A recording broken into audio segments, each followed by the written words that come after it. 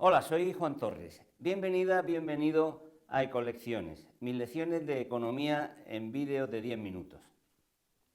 ¿Qué provocó el declive de las políticas keynesianas que habían dominado desde el final de la Segunda Guerra Mundial y cuál fue la respuesta a dicha crisis?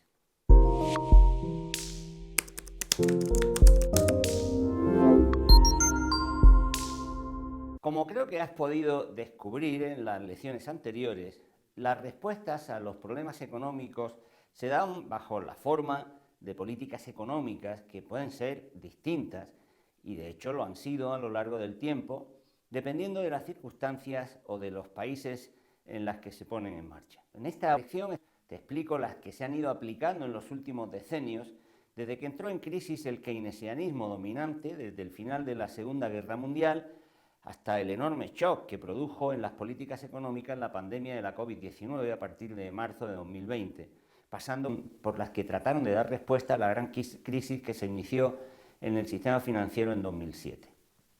El keynesianismo fue la referencia teórica para los gobiernos de las economías occidentales después de la Segunda Guerra Mundial.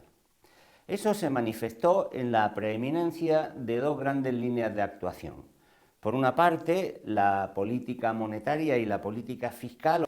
Por otra, la política de rentas, que consistía en la adopción de acuerdos sociales que garantizaban que los aumentos de los salarios y de la productividad fueran pactados entre sindicatos y empresas de modo que hubiera suficiente consumo sin poner en peligro el beneficio empresarial. Ambas vías habían dado resultados satisfactorios a lo largo de los años 60 y 70 del siglo pasado. Los diversos instrumentos fiscales y monetarios se utilizaron sin dificultad para contrarrestar los momentos de contracción o recalentamiento de la actividad económica y gracias a ellos se consiguieron años de alto crecimiento económico. La discusión teórica se centraba en el análisis de la efectividad de cada uno de ellos a la hora de conseguir el mantenimiento de las tasas de crecimiento sin afectar gravemente a los precios y al empleo. Como sabemos, los economistas keynesianos optaron preferentemente por las políticas fiscales porque entendían que la política monetaria era mucho menos efectiva para transmitir impulsos potentes a la demanda agregada. Por su parte, los monetaristas de aquella época seguían defendiendo que la política monetaria era más efectiva, aunque en realidad reconocían que todos eran keynesianos. Se concluía que la política monetaria era más efectiva para hacer frente a situaciones inflacionistas o de recalentamiento, pues sus diversos instrumentos mostraban una mayor eficacia para generar restricciones en el comportamiento de las variables económicas. Por el contrario, había un acuerdo más o menos general en que la política fiscal parecía más adecuada para impulsar la economía, para inyectar recursos adicionales ante una situación más o menos depresiva. Los episodios inflacionistas eran atacados con restricciones monetarias, mientras que los momentos de caída en la actividad se combatían con estímulos fiscales, bien por medio del gasto público, como fue más o menos habitual en Europa, o bien mediante la reducción de impuestos, como se realizó preferentemente en Estados Unidos, sobre todo bajo los mandatos de los presidentes Kennedy y Johnson. Los gobiernos, ayudados por el gran desarrollo de las técnicas estadísticas y econométricas, apenas si tenían que limitarse a llevar a cabo un pilotaje fino, procurando que la expansión no comportara inflación ni el aumento del desempleo. Se generalizaron así las llamadas políticas de stop and go, de frenazo y marcha adelante, que era posible realizar en tanto que la inflación y el desempleo parecían comportarse como problemas de secuencias alternativas, como si uno de ellos fuera tan solo el coste de oportunidad del otro. Sin embargo, la política keynesiana tenía que pasar constantemente la prueba del análisis teórico y cada vez eran más los economistas que descubrían flancos débiles en sus postulados, bien porque no daba buena respuesta a los viejos problemas o porque no era capaz de resolver con eficacia otros nuevos que aparecían. Entre ellos, como sabemos, la presencia simultánea de la inflación y el desempleo, el agotamiento de la base tecnológica orientada a generar una producción en masa que ya no se vendía, la progresiva internacionalización de las relaciones económicas que reducía la capacidad de maniobra de los gobiernos nacionales para llevar a cabo políticas internas de demanda, pues las grandes variables pasaban a determinarse en los mercados mundiales. Los conflictos sociales y el cada vez más imposible pacto sobre las rentas, el paradójico efecto negativo del pleno empleo que ya hemos analizado en otra lección. En los años de gran empleo, el poder negociador de las clases trabajadoras aumentó sin cesar. Inicialmente se le podía hacer frente sin grandes pérdidas de beneficio gracias a que las ventas aumentaban y también aumentaba la productividad. Pero cuando empezaron a caer, pues ese enorme poder se convirtió en una amenaza. La comunidad de los negocios necesitaba un nuevo proyecto de política económica que permitiese recuperar el beneficio privado, que garantizara un nivel de demanda apropiado y, sobre todo, que lograse un clima social lo suficientemente, digamos, amenazante por medio del desempleo, como para evitar la insubordinación y las reivindicaciones que entonces se consideraban empezaban a considerarse desorbitadas de los trabajadores.